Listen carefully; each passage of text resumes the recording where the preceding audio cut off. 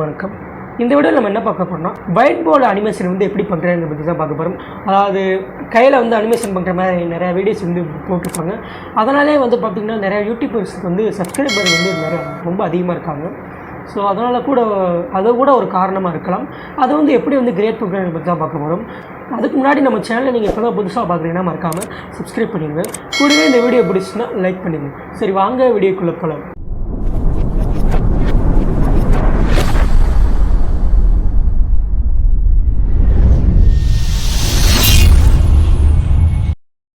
இதுக்கு யூஸ் பண்ண போகிற ஆப் வந்து பார்த்திங்கன்னா பெனிமே.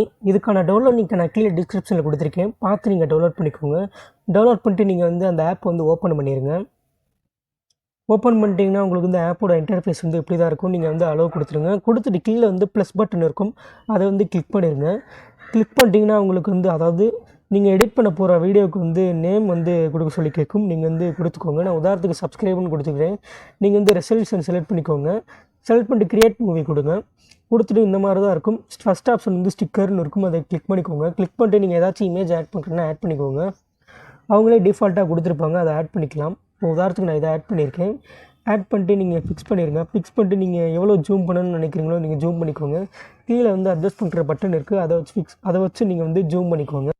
நெக்ஸ்ட் ஆப்ஷன் வந்து பார்த்தீங்கன்னா டெக்ஸ்ட்டுன்னு இருக்குது, அதை வந்து கிளிக் பண்ணிக்கோங்க. கிளிக் பண்ணிட்டு நீங்கள் ஏதாச்சும் டெக்ஸ்ட் பண்ணணும்னு நினச்சிங்கன்னா நீங்கள் வந்து டெக்ஸ்ட் பண்ணிக்கோங்க.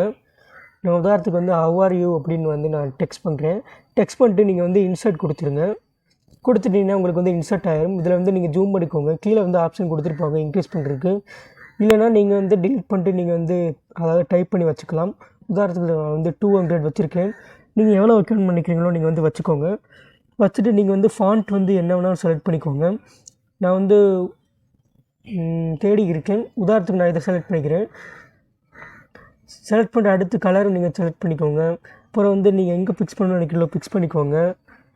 லெஃப்ட்டோ ரைட்டு இல்லைனா ஸ்ட்ரைட் 3ல் நீங்கள் எதுனாலும் செலக்ட் பண்ணிக்கோங்க. அடுத்து பென்சில் பட்டன் இருக்குது, அதை வந்து கிளிக் பண்ணி டைப் பண்ணிக்கோங்க. டிலே, டியூரேஷன், பாஸ் இந்த 3 ஆப்ஷனை அட்ஜஸ்ட் பண்ணிக்கோங்க.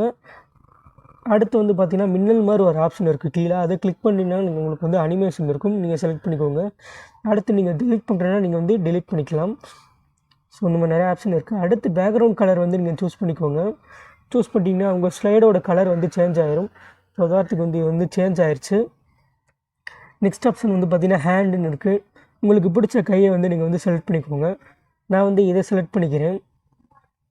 அடுத்து வந்து மியூசிக் இருக்குது. மியூசிக் வந்து நீங்கள் ஏதாச்சும் ஆட் பண்ணுறேன்னா ஆட் பண்ணிக்கலாம். இல்லைனா நீங்கள் வந்து உங்கள் வாய்ஸை வந்து ரெக்கார்ட் பண்ணிக்கலாம். அடுத்து நீங்கள் ஏதாச்சும் ஸ்லைடை ஆட் பண்ணணும்னு வச்சிங்கன்னா ப்ளஸ் பட்டன் இருக்குது சைடில், நீங்கள் வந்து ஆட் பண்ணிக்கலாம். இப்போ உதாரணத்துக்கு நான் வந்து இதை வந்து ப்ளே பண்ணி பார்க்குறேன். ஸோ நீங்கள் ப்ளே பண்ணி பார்த்துக்கலாம். நீங்கள் வந்து சைடில் வந்து ப்ளஸ் பட்டன் இருக்கும், அதை கிளிக் பண்ணி நீங்கள் வந்து ஸ்லைடை வந்து ஆட் பண்ணிக்கலாம். நான் வந்து ஆட் பண்ணியிருக்கேன். ஆட் பண்ணிட்டு இதில் ஏதாச்சும் டைப் பண்ணுறேன்னா டைப் பண்ணலாம். நான் வந்து ஐஎம் ஃபைன் அப்படின்னு வந்து டைப் பண்ணுறேன். டைப் பண்ணிட்டு இன்சர்ட்டுன்னு கொடுத்துருங்க. கொடுத்துட்டு நீங்கள் ஜூம் பண்ணுறேன்னா ஜூம் பண்ணிக்கோங்க. உங்கள் இஷ்டம் தான், நீங்கள் வந்து எடிட் பண்ணிடுங்க. நான் எதுவும் எடிட் பண்ணல, நான் அப்படியே வச்சிடுறேன். வச்சுட்டு நீங்கள் வந்து கீழே வந்து 5 ஆப்ஷன்ஸ் கொடுத்துருப்பாங்க ஸ்லைடுக்கு மேலே. ஃபஸ்ட் ஆப்ஷன் வந்து அரேஞ்சுன்னு இருக்கும், அதை வந்து நீங்கள் கிளிக் பண்ணி நீங்கள் வந்து அரேஞ்ச் பண்ணிக்கலாம். நெக்ஸ்ட் ஆப்ஷன் வந்து பார்த்திங்கன்னா அதாவது மின்னல் மாதிரி ஒரு ஆப்ஷன் இருக்கும், அதை வந்து கிளிக் பண்ணி நீங்கள் வந்து அனிமேஷனை வந்து சூஸ் பண்ணிக்கலாம். நான் வந்து ஃபேட் அவுட்டு கொடுத்துருக்கேன்.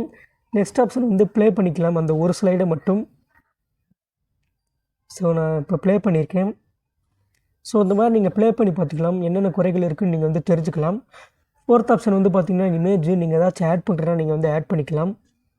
நான் எதுவும் ஆட் பண்ணல. ஃபிஃப்த் ஆப்ஷன் வந்து டிலீட்டுன்னு இருக்குது. நீங்கள் வந்து அந்த ஸ்லைடை வந்து எனக்கு பிடிக்கல அப்படின்னு நினச்சிங்கன்னா நீங்கள் வந்து டிலீட் பண்ணலாம்.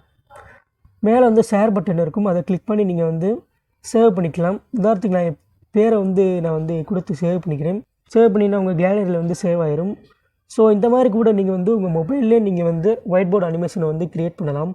இல்லை எனக்கு லேப்டாப்பில் தான் க்ரியேட் பண்ணணும், அதாவது லேப்டாப் அல்லது பிசியில் வந்து நான் க்ரியேட் பண்ணணும் அப்படின்னு நினச்சிங்கன்னா நான் இதுக்கு ஒரு நெக்ஸ்ட் வீடியோ போடுறேன், அதில் வந்து நீங்கள் வந்து பார்த்து தெரிஞ்சுக்கோங்க.